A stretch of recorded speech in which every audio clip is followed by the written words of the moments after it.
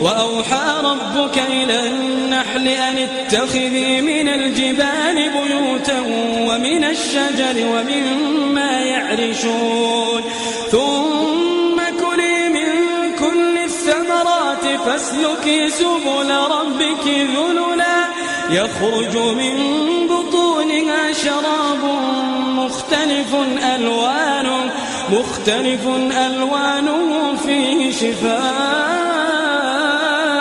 للناس إن في ذلك لآية لقوم يتفكرون.